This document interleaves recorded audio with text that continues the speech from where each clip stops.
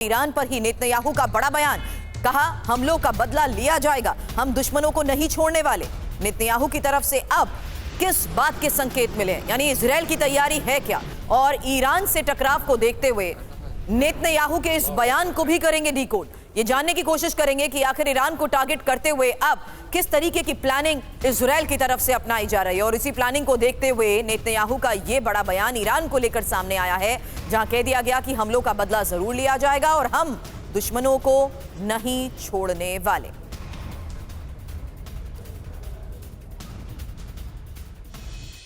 तो ईरान को सबक सिखाने के लिए आक्रामक बयान तो दिए जा रहे हैं। इजराइल में हलचल जिस तरीके से तेज है, किसी भी वक्त ईरान पर हमला हो सकता है। हालांकि इजराइल में हमले की तैयारियां जिस तरीके से चल रही हैं, उसे समझना बहुत जरूरी है, क्योंकि अब जानकारी ये कि सैटेलाइट तस्वीरों से बाकायदा इजराइल की सैन्य हलचल का पता चला है और इजराइल के भारी हथियारों की मूवमेंट भी लगातार देखी जा रही है। हालांकि लंबी दूरी की बैलिस्टिक मिसाइलों को खास जगह पर ले जाया गया है। 15 अक्टूबर को इजराइल हमले का अभ्यास कर चुका है। उड़ते हुए विमानों में रीफ्यूलिंग की एक्सरसाइज की तस्वीरें भी सामने आई थी। हालांकि इजराइल के अटैक ड्रोन ईरान की निगरानी में जिस तरीके से जुटे हुए हैं, उसी के बारे में चर्चा करूंगी। Foreign expert professor Rajan Kumar इस वक्त हमें ज्वाइन कर चुके हैं और इस वक्त आपको बता दूं, लेबनान से लौटे मेरे सहयोगी सुमित चौधरी स्टूडियो में मेरे साथ मौजूद हैं। सुमित, ग्राउंड रियलिटीज आप विटनेस कर चुके हैं। इस बात का जिक्र इसलिए कर रही हूं क्योंकि हिजबुल्लाह के खिलाफ ग्राउंड ऑपरेशंस का ऐलान किया था, वो एग्जीक्यूट हो चुका है। अब ईरान के खिलाफ तैयारियों का ये मतलब क्या है? बयान के आधार पर सुमित ये बता दीजिए कि इजराइल की तैयारी को लेकर खबर क्या है, क्योंकि दुश्मन को बख्शा नहीं जाएगा, नेतन्याहू ने दोहराया है। देखिए, बिल्कुल सुरभि, ये तो तय है कि ईरान से लगातार इजराइल बड़ा रिवेंज लेगा, बड़ा बदला लेगा, लेकिन वो ज़रूरी नहीं वो सीधे तौर पर उसी तरीके का आप कह सकते हैं कि रिवेंज होगा, हमला होगा जो उसने लेबनान में और गाज़ा में किया। हो सकता है कि उनके स्ट्रेटेजिक लोकेशंस को, उनके वेपनरी को, उनकी ताकतों को, ऐसी चीज़ों को बर्बाद करे इजराइल, जो लगातार ईरान की ताकत बनी हुई है। और अभी इंपॉर्टेंट ये है कि जिस तरीके की तैयारियां इजराइल खुद कर रहा है, वो ये दिखा रही है कि उससे पहले इजराइल ये सुनिश्चित करना चाहता है कि उसके एयर डिफेंस मैकेनिज्म, उसकी जो चीज़ें हैं, उसकी जो डिप्लॉयमेंट है अपनी फोर्सेस की, वो फुल प्रूफ हो जाए, ताकि अगर ईरान रिटेलिएट भी करे तो उसका असर इजराइल पर ना हो। जैसा असर लगातार आप देखें कि हिजबुल्लाह की अटैक से या फिर आप कह सकते हैं हमास के अटैक से लगातार हो रहा था, ऐसा उसको सीधे तौर पर डायरेक्ट थ्रेट ना हो। तो निश्चित तौर पर इजराइल की स्ट्रेटजी लंबी है और इजराइल ये मान के चला है कि जब तक वो दोनों फ्रंट के ऊपर ऑपरेशन कंप्लीट ना कर ले, तब तक वो ईरान का रुख नहीं करेगा। हालांकि इसमें अब मध्य पूर्व के इस हालात को देखते हुए अमेरिका, क्योंकि इजराइल का स्ट्रैटेजिकल पार्टनर है, आपसे सवाल करूंगी प्रोफेसर कुमार इसके बारे में भी, क्योंकि उससे पहले खबर यह है कि मध्य पूर्व के तनाव पर अमेरिका से जो बड़ी खबर आई है कि अमेरिका ने अब मध्य पूर्व में SM-3 मिसाइल तैनात की है। और पश्चिमी मीडिया के हवाले से आ रही ये खबर आखिर है क्या, क्योंकि अब अमेरिका भी जिस तरीके की तैयारी मध्य पूर्व में पिछले कई दिनों से करता आया है, आज SM-3 की तैनाती को लेकर खबर सामने आ रही है। ये खबर आखिर है क्या, क्योंकि सुलगते मध्य पूर्व को देखते हुए क्या अमेरिका टेंशन को दूर कर पाएगा? अमेरिका मध्य पूर्व में हथियारों की तैनाती बढ़ा रहा है और मध्य पूर्व के हालात से निपटने की तैयारी में अमेरिका को लेकर खबर बड़ी है। अमेरिका इजराइल से ईरान पर हमला ना करने की बात तो कह ही रहा है। इजराइल के नाम मानने पर अमेरिका बीच बचाव की कोशिश करेगा। हालांकि युद्ध की स्थिति में इजराइल की रक्षा जिस तरीके से अमेरिका कर रहा है, उसको लेकर भी आगे आपको खबर बताऊंगी। लेकिन इस बीच मध्य पूर्व के हालात पर अमेरिका की जिस तरीके से बारीक नजर है, उस लिहाज से यह समझना जरूरी है कि अब SM-3 मिसाइल को लेकर जो खबर सामने आ रही है, इसको मध्य पूर्व में तैनात करने का फैसला लिया गया है। इसकी खासियत क्या है, यह भी जल्द आपको बता देती हूं कि कितनी घातक हो सकती है ये। Surface to air missile ballistic मिसाइलों को इंटरसेप्ट करती है, अंतरिक्ष में भी मिसाइल तबाह करने की ये क्षमता रखती है। हिट टू किल टेक्निक से दुश्मन की मिसाइल पर हमला कर सकती है और मिसाइल डिफेंस सिस्टम का एक ये महत्वपूर्ण हिस्सा है। अब प्रोफेसर समझाइए इस लिहाज से कि आखिर अब जिस प्लान को लेकर लगातार स्पेक्यूलेशंस लगाए जा रहे थे, नेतन्याहू खुद आकर इसको लेकर अगर बयान देते हैं, तो क्या अब एग्जीक्यूशन का वक्त नजदीक है? देखिए सुरभि, इसमें कोई शक नहीं कि इजराइल निश्चित रूप से हमला करेगा। हमला का स्वरूप क्या होगा, जैसा सुमित बता रहे थे कि वह कहना थोड़ा मुश्किल है। और यह भी मान के चलें कि अभी अमेरिका में इलेक्शन भी होने वाला है। आप जानते हैं कि अब अमेरिका में नवंबर में इलेक्शन होता है, पहले सप्ताह में। तो वैसे में अमेरिका कब ये युद्ध करवाना चाहता है? क्या बाइडेन यह सिग्नल देना चाहते हैं कि अभी कि बाइडेन एडमिनिस्ट्रेशन पूरी तरह से इजराइल के साथ है, क्योंकि ट्रंप उन पे आरोप लगा रहे हैं कि वो इजराइल के अगेंस्ट में काम कर रहे हैं। तो वैसे में उनकी यह भी मजबूरी होती है कि इस इमेज को बदलने के लिए वो इजराइल को परमिशन दे दें कि इलेक्शन से पहले हो जाए। लेकिन डर यह है कि अगर इस युद्ध का दायरा अगर काफ़ी विस्तृत हो जाता है, तेल के दाम अगर काफ़ी बढ़ने शुरू हो जाते हैं, इनस्टेबिलिटी और अमेरिकन इंस्टॉलेशन पे अगर खतरे होते हैं, ईरान का अटैक या हिजबुल्लाह का अटैक अमेरिकन इंस्टीट्यूशन पे भी वहाँ पे होने शुरू हो जाते हैं, तो वैसे में बाइडेन को यह भी डर है कि इसका पॉलिटिकल फॉल आउट होगा और अमेरिका की जनता उसके अगेंस्ट में और ट्रंप के फेवर में वोट कर सकती है, क्योंकि ट्रंप पूरी तरह से नेतन्याहू को सपोर्ट इसमें कर रहे हैं। तो मुझे लगता है कि यह समय बहुत ही क्रूशल है, केवल 15 दिन का वक्त है। आप जानते हैं कि अमेरिकन इलेक्शन, तो वैसे में अमेरिका भी फंसा हुआ है। बिल्कुल अमेरिका आइडियली नहीं चाहता है कि अभी युद्ध एस्केलेट हो। क्या ये सिर्फ प्रोजेक्ट किया जा रहा है कि अमेरिका चाहता नहीं है? ये सवाल इसलिए कर रही हूं क्योंकि अगली बड़ी खबर भी उसी लिहाज से समझनी जरूरी है प्रोफेसर कुमार, जहां अब इजराइल में थार्ड एयर डिफेंस सिस्टम की तैनाती को लेकर भी खबर आ गई है। और थार्ड ने जिस तरीके से एक्टिव होते हुए काम करना शुरू कर दिया है, अमेरिका से मिले थार्ड एयर डिफेंस सिस्टम को लेकर ही इस वक्त ये खबर है, क्योंकि पिछले कई दिनों से हम देख रहे हैं कि थार्ड सिस्टम को डिप्लॉय करने को लेकर, इसकी तैनाती को लेकर खबरें सामने आती रही हैं। 15 अक्टूबर से हम ये देख रहे हैं कि किस तरीके से इजराइल में अमेरिकी ट्रूप्स की मौजूदगी के बाद ये साफ संकेत मिल रहे थे कि किस तरीके से थार्ड एयर डिफेंस सिस्टम को जल्द तैनात किया जाएगा। और जाहिर सी बात है सुमित, क्या कनेक्ट द डॉट्स, अगर हम इसको समझने की कोशिश करें, पर्दे के सामने तो अमेरिका नहीं चाहता कि युद्ध हो, लेकिन पर्दे के पीछे उसकी भी तो पूरी तैयारी है इजराइल के साथ, उसी का सबूत ये खबर। देखिए बिल्कुल पर्दे के पीछे रहकर भी, या फिर आप कह सकते हैं कि सामने से भी, अमेरिका इजराइल का साथ कभी नहीं छोड़ने वाला। भले ही ये पोस्टर करता हो कि देखिए हमें इन ऑपरेशंस की जानकारी नहीं रहती, हमको इजराइल की ज़्यादा ऑपरेशनल चीज़ों की जानकारी नहीं रहती, लेकिन अमेरिका को सब कुछ पता रहता है। इसी वजह से अमेरिका इजराइल को तैयार भी करता रहता है, उसकी मदद भी करता रहता है। देखिए जब हमने देखा हूथियों की तरफ से बड़े अटैक हुए तो उन्होंने मेडिटेरियन सी में अपने शिप डिप्लॉय कर दिए, अपने 2 एयरक्राफ्ट कैरियर को मूव कर दिया मिडिल ईस्ट की तरफ। तो निश्चित तौर पर ये प्रिवेंटिव एक्शंस अमेरिका इसलिए लेता रहता है क्योंकि अमेरिका को पता है कि अगर इजराइल कुछ करेगा तो ईरान की तरफ से रिटेलिएशन होगा। और उससे पहले ना सिर्फ आप देखिए थार्ड जो आपका एयर डिफेंस सिस्टम है, जो खासतौर पर लॉन्ग रेंज मिसाइल 150 से 200 किलोमीटर की मिसाइलों को रोक सकता है, बल्कि उसके अलावा अपने ट्रूप्स को, और ये भी आप मान लीजिए कि अमेरिका के बड़े आप कमांडर्स लगातार इजराइल में बैठे हुए हैं, वो इन स्ट्रैटेजीज का हिस्सा रहते हैं, वो ये बताते हैं कि आखिरकार ऑपरेशन कैसे चलेंगे। तो ये एक तरीके का आप कह सकते हैं कलेक्टिव मेजर्स होते हैं, कलेक्टिव इंफॉर्मेशन होती है, इंटेलिजेंस शेयरिंग होती है, जिसके बाद ही इजराइल ये काम करता है। प्रोफेसर कुमार, जल्द संक्षेप में समझाइएगा इस बात को जरूर, क्योंकि मिडिल ईस्ट में अमेरिका संकट को देखते हुए अगर सैनिकों और हथियारों की तैनाती करता है, 2 कैरियर स्ट्राइक ग्रुप्स के अलावा दर्जनों युद्धपोत और पनडुब्बियां भी इसमें शामिल है, जिसका जिक्र भी अभी हम थोड़ी देर पहले कर रहे थे। अमेरिका ने सैकड़ों लड़ाकू विमान, गश्त विमान, और जिस तरीके से इन सिस्टम्स को अब डिप्लॉय करते हुए एक्टिव करना शुरू कर दिया है, सवाल वहीं पर आता है, क्या इजराइल जल्द काउंटडाउन क्या शुरू हो चुका है ईरान को सीधे तौर पर अटैक करने का? देखिए मुझे लगता है कि इसके पॉलिटिकल एंगल को सुरभि अगर देखें तो इसकी संभावना काफ़ी ज़्यादा है, क्योंकि अगर नेतन्याहू अटैक करता है ईरान पे, और जिसकी संभावना पूरी है, तो इसका सीधा फायदा ट्रंप को मिलेगा। और नेतन्याहू भी यही चाहते हैं। आप जानते हैं कि 2 महीने से नेतन्याहू और बाइडेन की बातचीत और वो नहीं हुई है। हालांकि उनके जो डिफेंस मिनिस्टर्स है और योव गलांट और जो उधर से जो ऑस्टिन है, उनकी मुलाकात हुई है, 20 बार हो चुकी है। लेकिन जो एक मतभेद चल रहा है, उसका भी फायदा नेतन्याहू उठाना चाहते हैं, क्योंकि अगर वो उससे पहले इलेक्शन से पहले अटैक करते हैं तो ट्रंप एडमिनिस्ट्रेशन को फायदा मिलेगा और वोटिंग में भी। तो इसको देखते हुए अमेरिका जानता है कि नेतन्याहू ये कर सकते हैं कि वो ईरान पे हमला करेंगे, और चूंकि उसका रिटेलिएशन भी स्ट्रांग होगा, ईरान, हिजबुल्लाह और हूती ये सारे मिलकर एक साथ इजराइल पे हमला कर सकते हैं। इसलिए आपने देखा कि उनका जो डिफेंस सिस्टम है, ईरान जो इजराइल का अपना डिफेंस सिस्टम, चाहे आयरन डोम हो, डेविड स्लिंग या एरो सिस्टम, या फिर जो SM-4 की आप बात करे थे, SM-4, SM-2, SM-6, ये सारे जो एंटी मिसाइल डिफेंस सिस्टम है, इन सारे को अमेरिका ने तैनात कर दिया है। और उनका मकसद यही है कि जो रिटेलिएटरी अटैक हो उससे इजराइल को बचाना, क्योंकि अगर यह अमेरिका नहीं करता है तो इजराइल पूरी तरह से फंस जाएगा और इजराइल अपने आप को नहीं बचा पाएगा, इतने हमले अगर एक साथ होते हैं तो। ठीक है, लेकिन इस बीच अभी फिलहाल इजराइल की तरफ से जिस तरीके से ऑपरेशंस को अंजाम दिया जा रहा है, एक और खबर है लेबनान की राजधानी बेरूत में अब IDF के हमले को लेकर अलग अलग जगहों पर करीब 10 हमलों को लेकर खबरें सामने आ चुकी हैं, और बहुमंजिला इमारतों को जिस तरीके से निशाना बनाया गया है, उसके बाद आ रही इन तस्वीरों से एक बार फिर साफ है कि बेरूत में जारी इस ऑपरेशन के तहत अभी भी अलग अलग जगहों पर टारगेट किया जा रहा है। हालांकि रिहायशी इलाके और बहुमंजिला इमारतें जिस तरीके से इसकी चपेट में आई हैं, उसी की तस्वीर भी आप देख रहे हैं। अब इंफॉर्मेशन आपके सामने, लेबनान पर इजराइल के अब तक कितने हमले हुए हैं और ये हमले कितने अचूक हैं, कितने कारगर थे, इसकी एक डिटेल अब आपके सामने रख रही हूं। और हिजबुल्लाह का खात्मा, नेतन्याहू का ये जो संकल्प है जिसके तहत वो ऑपरेशंस को अंजाम देते हुए हिजबुल्लाह के गढ़ में हमलों को अंजाम दे रहे हैं। बैरूत के दक्षिणी उपनगर, दक्षिणी लेबनान में हमले और लेबनान की बेका घाटी में इजरायली हमलों को लेकर भी खबर है।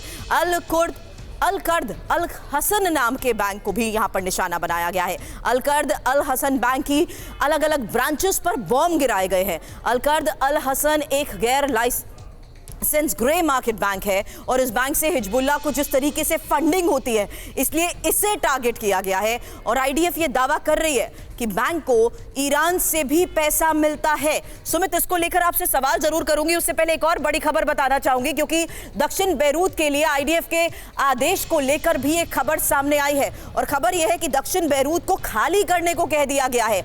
यानी अब आईडीएफ जिस तरीके से लोगों के लिए अलर्ट जारी कर रहा है उसको लेकर भी लगातार इनपुट मिल रहा है। हालांकि सुमित, आपकी यहां पर मौजूदगी पिछले कई दिनों में वहां पर वक्त पर बदलते हालात के तहत आपसे हम उस ग्राउंड रियलिटी को समझने की कोशिश करते थे कि हिजबुल्लाह के गढ़ को किस तरीके से स्ट्रैटेजिकली अलग अलग स्तर पर ऑपरेशंस को अंजाम देते हुए अब इजराइल खत्म करने का दावा कर रहा है। देखिए, मैं आपको एक बात बताऊं क्योंकि मैं खासतौर पे गाजा भी विजिट किया था जब ऑपरेशन चले थे और अल दहिया के इस इलाके के अंदर भी पूरा विजिट किया है। दोनों में एक समानता है, दोनों में बहुत आप कह सकते हैं कि समानता है। पहला ये कि ये भी उसी तरीके से घना आबादी वाला इलाका है, हर बिल्डिंग के नीचे टनल है जो दूसरी बिल्डिंग को जोड़ती है, अपना एक अलग साम्राज्य, एक अलग आप कह सकते हैं कि लेबनान है, छोटा लेबनान, जहां पर पूरी तरीके से आप कह सकते हैं कि हिजबुल्लाह का गढ़ माना जाता है, हिजबुल्लाह का राज चलता था। लेकिन अब इसका हश्र भी, इसकी तस्वीरें भी गाजा की तरह दिखने लग गई हैं, पूरी तरीके से जमींदोज हो चुका है। कुछ बड़ी इमारतें बची हैं, लगातार यहां पर इजराइल की तरफ से ऑपरेशन चलाए जा रहे हैं। और अल हसन जिस बैंक की बात हम कर रहे हैं, ये वो बैंक है जो सबसे बड़ा आप कह सकते हैं कि ना सिर्फ हिजबुल्लाह को चलाने वाला बल्कि आप कहते हैं कि लेबनान के अंदर बाहर से आने वाली ब्लैक मनी या फिर करप्शन की चीज़ों को वाइट करना, इनिशिएट करना और उसको वापस भेजना, ये बहुत बड़ा काम करता था। और इसकी ये कह सकते हैं बैकबोन थी पूरी उनकी लॉजिस्टिक्स के लिए, उनके सामान के लिए, उनके बाहर से आने वाले फाइनेंसेस के लिए। तो इसको इजराइल टारगेट कर रहा है क्योंकि इजराइल को यह पता है कि अगर उन्होंने फाइनेंसेस को टारगेट नहीं किया, उनके फाइनेंसिंग चेन को नहीं तोड़ा, तो निश्चित तौर पर हिजबुल्लाह फिर से रिवाइव करेगा, फिर से उसके पास वेपन आ जाएंगे और उसने दोबारा से अपना सेटअप तैयार कर लेना। तो निश्चित तौर पर इजराइल उनके लॉजिस्टिक्स, फाइनेंस, सभी चीजों को टारगेट कर देना चाहता है। लेकिन जो बात आपने शुरुआत में कही है प्रोफेसर कुमार, उसी आधार पर आपसे सवाल करूंगी कि अगर हम यहां दक्षिण बैरूत का भी क्या हाल गाजा जैसे ही होने वाला है, उस सवाल से पहले इंफॉर्मेशन वॉल पर यह डिटेल कि दक्षिण बैरूत में आखिर क्या होने वाला है, स्पेकुलेशंस किस आधार पर लगाए जा रहे हैं, क्योंकि लगातार जिस तरीके से हमलों को अंजाम दिया जा रहा है उसमें यह साफ हो गया कि दक्षिण बैरूत के 5 इलाके हिजबुल्लाह के ठिकानों के तौर पर आइडेंटिफाई किए जा चुके हैं, चिन्हित किए जा चुके हैं। और आईडीएफ को यह शक है रिहायशी इलाकों में भी हिजबुल्लाह के लड़ाके छुपकर ऑपरेट करते आए हैं। हालांकि इसकी बाकायदा तस्वीरें जारी करते हुए भी दुनिया के सामने यह सबूत रखा गया कि कैसे अपने अलग ही टनल नेटवर्क और रिहायशी इलाकों में शरण लेकर हिजबुल्लाह ऑपरेट कर रहा है। इन्हीं इलाकों में भारी तादाद में हथियार छिपाए गए। हिजबुल्लाह दक्षिण बैरूत में आज फिर एयर स्ट्राइक भी कर सकता है। लगातार जिस तरीके से हमलों को अंजाम दिया जा रहा है, आईडीएफ ने फिलहाल कहा है कि एयर स्ट्राइक से नागरिकों की जान गई तो हम जिम्मेदार नहीं होंगे। अब प्रोफेसर कुमार, क्या ये भी गाजा जैसी स्थिति सेम नजर आ रही है और ये उसी हालात पर आगे बढ़ता रहेगा युद्ध? देखिए सुरभि, इसकी काफ़ी संभावना है क्योंकि जानते हैं कि अगर केवल मिसाइल अटैक के माध्यम से इजराइल वहाँ पे जो हिजबुल्लाह हैं या जो उनके जो फोर्सेस हैं, इंफ्रास्ट्रक्चर है, उसको डिस्ट्रॉय नहीं कर सकता। डिस्ट्रॉय कर भी दिया कुछ अगर इंफ्रास्ट्रक्चर को, तो फिर से वो, चूँकि हिजबुल्लाह एक तरह से इस ढंग का ऑर्गेनाइजेशन है कि उसमें बहुत सारे लोग शामिल बहुत तरीके से होते हैं, तो फिर से वहाँ पर इमर्ज कर जाएंगे। तो मुझे लगता है कि अगर हिजबुल्लाह को कंट्रोल करना, अगर सच में कंट्रोल करना चाहते हैं तो उनको वहाँ पर भी ग्राउंड स्ट्राइक भी करने की आवश्यकता पड़ेगी। और उसमें आप जानते हैं कि लगभग 25 लाख का पॉपुलेशन बैरूट का, उसमें अगर साउथ, और यह भी मान के चलें कि केवल साउथ बैरूट पे जहाँ पे कि हिजबुल्लाह का घर है, उससे वो बैरूट पे या हिजबुल्लाह पे काबू नहीं कर सकते हैं क्योंकि वो नॉर्थ में चले जाएंगे, दूसरे इलाके में चले जाएंगे।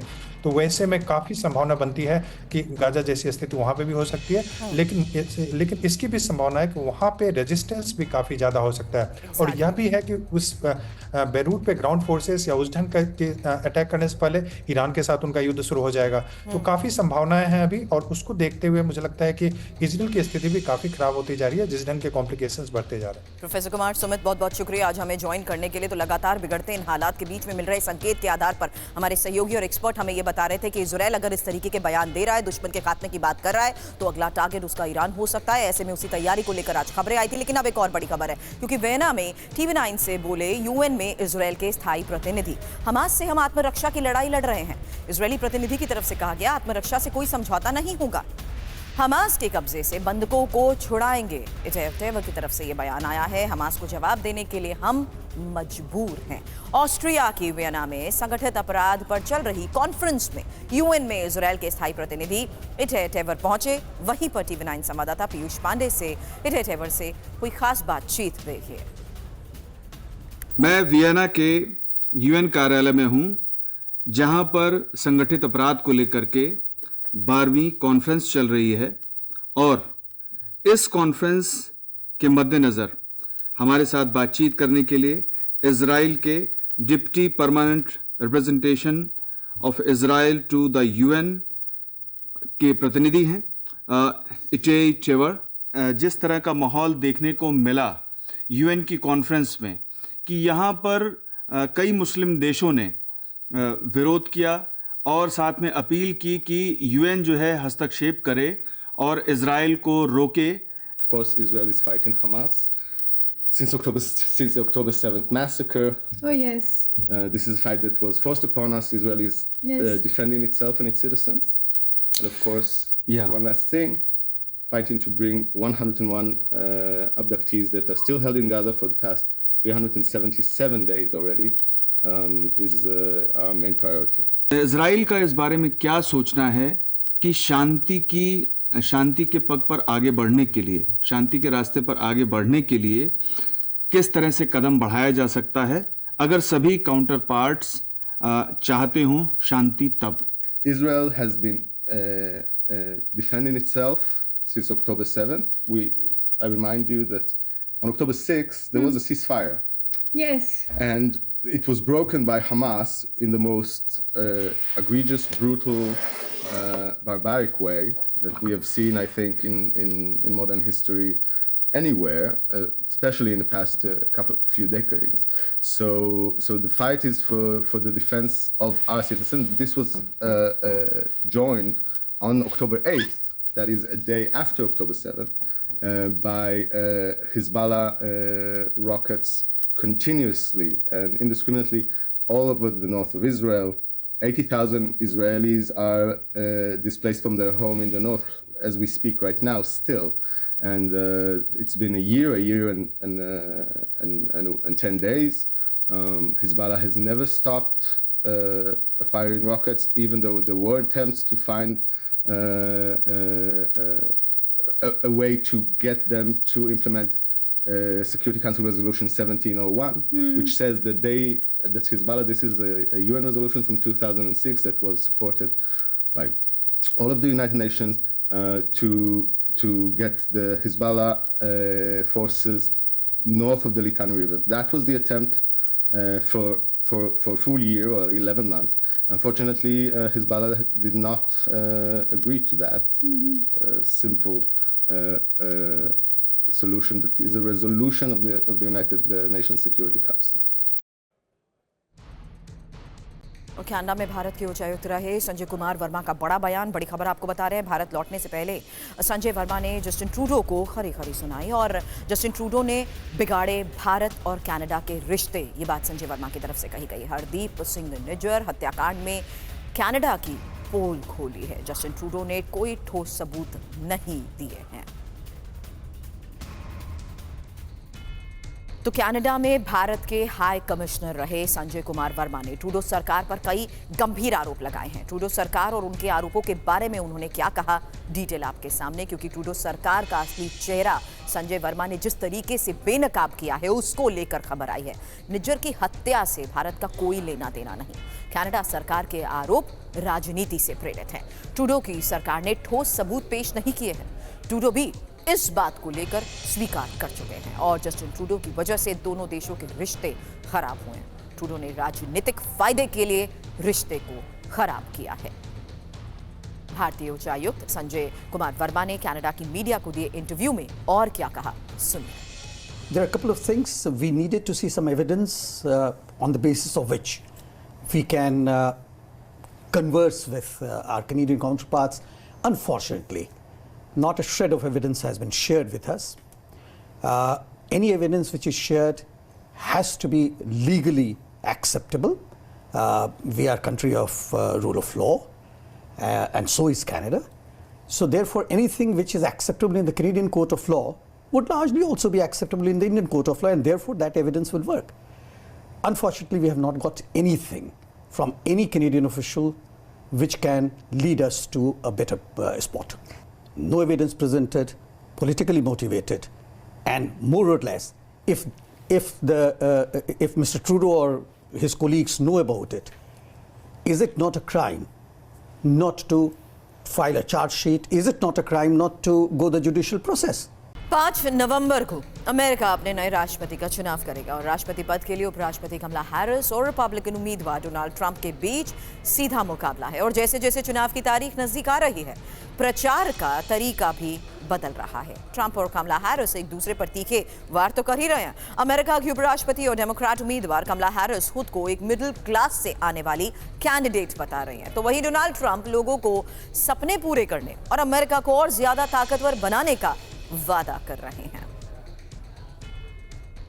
अमेरिका में 5 नवंबर को राष्ट्रपति पद के लिए चुनाव होने वाला है और इसके बाद तो ये तय हो जाएगा कि अमेरिका का अगला राष्ट्रपति कौन होगा। चुनाव को लेकर जोर शोर से तैयारियां कैसी चल रही हैं, तस्वीरें आपके सामने। इसी कड़ी में रिपब्लिकन उम्मीदवार डोनाल्ड ट्रंप ने अब पेंसिल्वेनिया में कुछ अलग तरीके से चुनाव प्रचार किया है। डोनाल्ड ट्रंप मैकडॉनल्ड स्टोर पर पहुंचे। जैसे ही उनके पहुंचने की खबर फैली, मैकडॉनल्ड स्टोर के बाहर ही समर्थकों की कैसे भीड़ जुट गई, वही तस्वीर आपके सामने। उन्हें देखने के लिए बड़ी संख्या में लोग ही मैकडी स्टोर के बाहर खड़े हो गए। अब ये अंदर की तस्वीर भी सामने आ चुकी है, जहां डोनाल्ड ट्रंप ने अपनी सफेद शर्ट और लाल टाई के ऊपर एक काले और पीले रंग का एप्रन पहना। उन्होंने मैकडी स्टोर में काम करने वाले शख्स से बातचीत की। ये उसी वक्त की तस्वीर आपके सामने। हालांकि इस बातचीत में आपको बता दूं, यहाँ पर डोनाल्ड ट्रंप मैकडी में फ्राइज बनाने का तरीका सीख रहे हैं। इसके बाद वो पैकेट लेकर टेक अवे विंडो की तरफ गए और ये देखिए तस्वीर, कस्टमर को उन्होंने ये पैकेट दिया।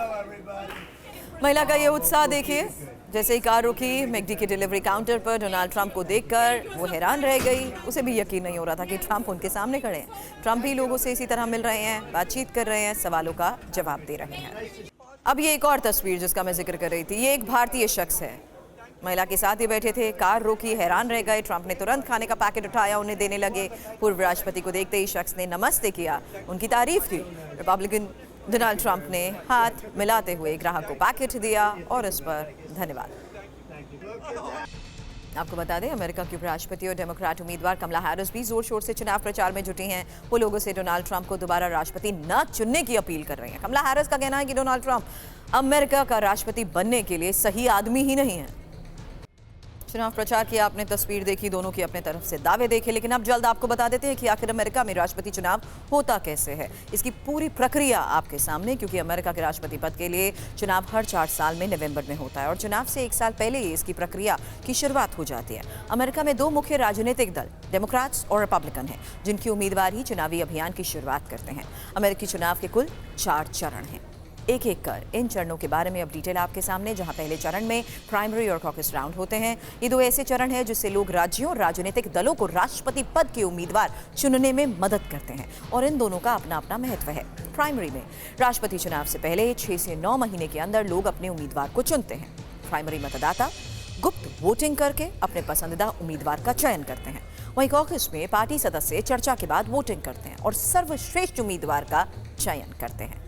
अब दूसरे चरण में डेमोक्रेट और रिपब्लिकन पार्टी राष्ट्रपति पद का अंतिम उम्मीदवार चुनने के लिए नेशनल कन्वेंशन आयोजित करती है। प्राइमरी और कॉकस के दौरान चुने गए प्रतिनिधि अपने पसंदीदा उम्मीदवारों का समर्थन करते हैं। सम्मेलन के अंत में पार्टी राष्ट्रपति पद के उम्मीदवार का ऐलान करती है और इसके बाद राष्ट्रपति पद के उम्मीदवार लोगों का समर्थन जीतने के लिए पूरे देश में प्रचार करते हैं। तीसरे चरण में राष्ट्रपति पद के लिए आम चुनाव होता है। आम चुनावों में अमेरिका के हर राज्य के लोग राष्ट्रपति और उपराष्ट्रपति के लिए वोट करते हैं। लोग अपने वोट के जरिए इलेक्टर चुनते हैं। हर राज्य की जनसंख्या के आधार पर उसके इलेक्टर तय होते हैं। कुल मिलाकर 538 इलेक्टर चुने जाते हैं और आम चुनाव के बाद इलेक्टर अपने वोट से राष्ट्रपति चुनता है। चौथे चरण में इलेक्टोरल कॉलेज की प्रक्रिया को अंजाम दिया जाता है। अमेरिका में राष्ट्रपति और उपराष्ट्रपति का चुनाव सीधे जनता नहीं करती है। राष्ट्रपति उम्मीदवारों को इलेक्टोरल कॉलेज में नाम की प्रक्रिया से चुना जाता है, जहां इलेक्टोरल कॉलेज प्रक्रिया में 538 इलेक्टर राष्ट्रपति चुनते हैं और जिस उम्मीदवार को 270 वोट मिलते हैं वह जीत जाता है। अमेरिका का राष्ट्रपति वही बनता है। अब अमेरिका की उपराष्ट्रपति कमला हैरिस और पूर्व राष्ट्रपति डोनाल्ड ट्रंप चुनाव जीतने के लिए जिस तरीके से पुरजोर कोशिश कर रहे हैं, उसकी आज की एक तस्वीर आप देख चुके हैं। अब राष्ट्रपति का चुनाव इलेक्टोरल कॉलेज प्रणाली के माध्यम से होता है, जिसके बारे में आपको बताया। अलग अलग राज्यों के एक निश्चित संख्या में वोट होते हैं इसमें, और अमेरिका के अहम राज्यों में किस राज्य को डेमोक्रेटिक और किस राज्य को रिपब्लिकन झुकाव वाला माना जाता है, उसी आधार पर एक इंफॉर्मेशन आपके सामने रख रही हूं। आसान होगा समझना कि अमेरिका का कौन सा राज्य किसके साथ है। अब ये दो तस्वीर आपके सामने और इंफॉर्मेशन, जहां डेमोक्रेटिक झुकाव वाले राज्य हैं कैलिफोर्निया, वॉशिंगटन, न्यूयॉर्क, ऑरेगन और साथ ही इलिनॉइस के साथ साथ मैसाचुसेट्स। रिपब्लिकन झुकाव वाले राज्य Texas, Alabama, Florida, Oklahoma, Ohio और केंटकी। ये इंफॉर्मेशन आपके सामने इसलिए रखी है ताकि ये समझ आ सके कि आखिर जिस तरीके से इस पूरे इलेक्शन प्रोसेस को फॉलो किया जाता है, उसमें इस लिहाज से स्थिति को समझना आसान हो जाता है, क्योंकि ये वो राज्य हैं जो कि स्टेटस वाइज समझ के साफ हो जाता है कि कैसे इस लिहाज से झुकाव नजर आता है किस कैंडिडेट की तरफ। एक और इंफॉर्मेशन आपके सामने रख रही हूं। ये इंफॉर्मेशन उस लिहाज से जरूरी है जहां अमेरिकी राष्ट्रपति चुनावों में कुछ प्रमुख राज्यों को बैटल ग्राउंड स्टेटस या स्विंग स्टेटस कहा जाता है, क्योंकि ये राज्य चुनाव के परिणाम में निर्णायक भूमिका निभाते हैं। 50 राज्यों से हर राज्य राष्ट्रपति के लिए अपना वोट देता है, लेकिन 7 राज्य जिनको स्विंग स्टेट कहा जाता है वो अमेरिकी चुनाव में काफी अहम भूमिका निभाते हैं। अब स्विंग स्टेटस पर हर किसी की नजर होती है। इन राज्यों में चुनाव का नतीजा किसी भी दिशा में जा सकता है और ये राज्य राष्ट्रपति चुनावों में गेम चेंजर माने जाते हैं। अब अमेरिका में ये स्विंग स्टेटस कौन से हैं, ये बकायदा एक लिस्ट के तौर पर इंफॉर्मेशन वॉल पर स्टेट्स कौन से हैं, किंग स्टेट्स, स्विंग स्टेट्स कौन से हैं, उसके बारे में आपके सामने इंफॉर्मेशन रख रही हूं, क्योंकि 2020 में डेमोक्रेट्स की जीत पेंसिल्वेनिया से, और इस लिहाज से ये इंफॉर्मेशन जहां ये निर्णायक भूमिका निभाता आया है। वहीं विस्कॉन्सिन जो कि पारंपरिक रूप से स्विंग स्टेट माना जाता है। इसके अलावा मिशिगन, हालांकि 2016 में रिपब्लिकन और 2020 में डेमोक्रेट्स की जीत हुई थी, और एरिजोना का जिक्र इसलिए क्योंकि 2020 में डेमोक्रेट्स की जीत हुई थी। जॉर्जिया 2020 में डेमोक्रेट्स की जीत का महत्वपूर्ण गेम चेंजर साबित हुई थी। नॉर्थ कैरोलिना का नाम भी इसमें, यहां दोनों पार्टियों के बीच करीबी मुकाबला देखने को मिला था।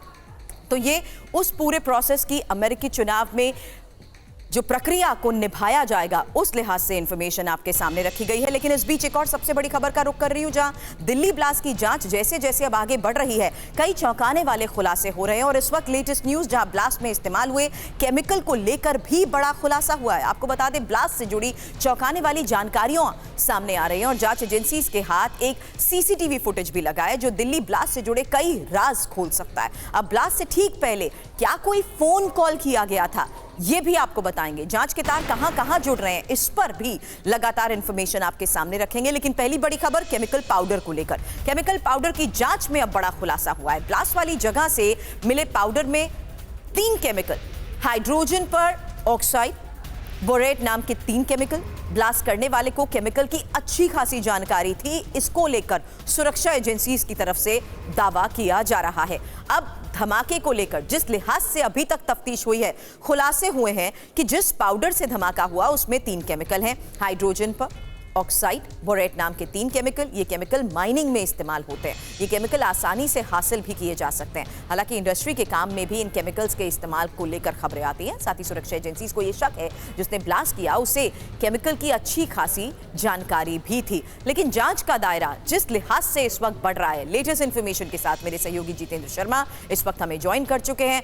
अब पाउडर को लेकर की जा रही जांच के आधार पर सुरक्षा एजेंसीज क्या दावा कर रही हैं, जितेंद्र?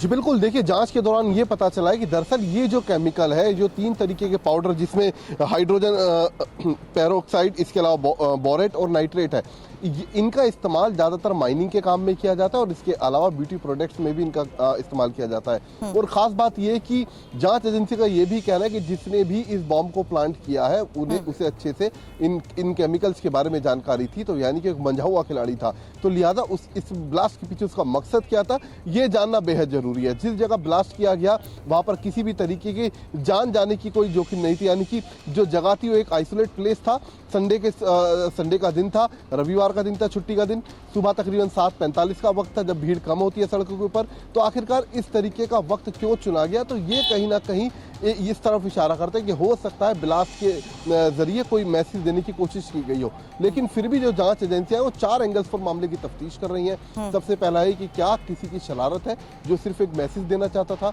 या फिर इसके पीछे किसी नक्सली गैंग का कुछ हाथ है, या फिर कोई खालिस्तानी आतंकी संगठन इसके पीछे, या फिर कोई पाक बेस्ड टेररिस्ट ग्रुप ने इस ब्लास्ट को अंजाम दिया। तो ये 4 एंगल है जिन पर फिलहाल जांच एजेंसी अपनी तफ्तीश को आगे बढ़ा रही है। कुछ देर पहले एनआईए भी मौके पर पहुंची है, दोबारा से नए सिरे से तफ्तीश शुरू करी है एनआईए ने भी अपनी, क्योंकि मामला ब्लास्ट से जुड़ा है। तो ऐसे में राष्ट्रीय जांच एजेंसी 4 एंगल से हो रही जांच, और इस वक्त इसी केमिकल पाउडर को लेकर आ रही खबर के बारे में जितेंद्र हमें बता रहे थे। लेकिन इस बीच दिल्ली धमाके की जगह पर 3 संदिग्ध देखे गए। ये एक और बड़ा खुलासा जांच के दौरान, जहां एक संदिग्ध सफेद रंग की टी-शर्ट में नजर आया, और सीसीटीवी फुटेज जिस तरीके से खंगाले जा रहे हैं उस आधार पर एक और बड़ा दावा सीसीटीवी फुटेज में नजर आए इन 3 संदिग्धों को लेकर, जहां पॉलिथीन बैग में विस्फोटक रखा गया था। सोर्सेस के हवाले से यह खबर भी सामने आ रही है।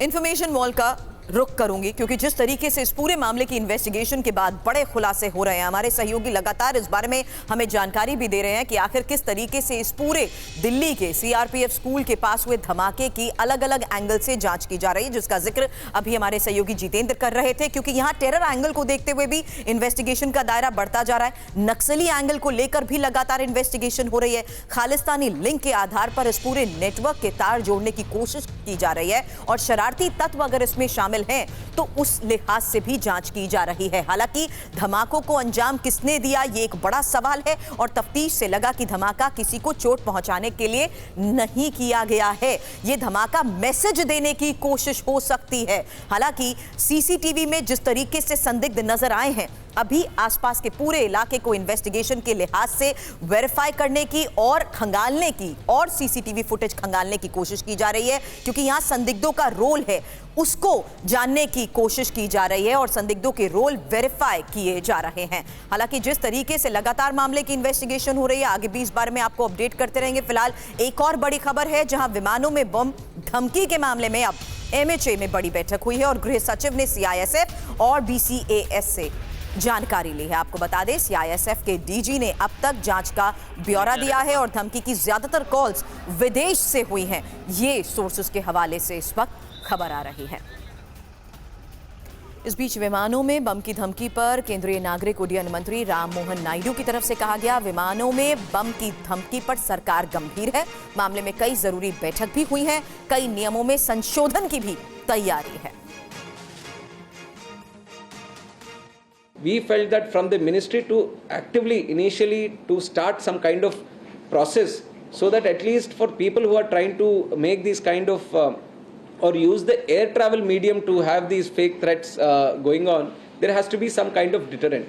So that deterrent we feel through this legislative action we can bring through it. So aircraft security rules, we are trying to put an amendment there, and the suppression of unlawful activities against safety of civil aviation. This is another act where we want to bring in the amendment.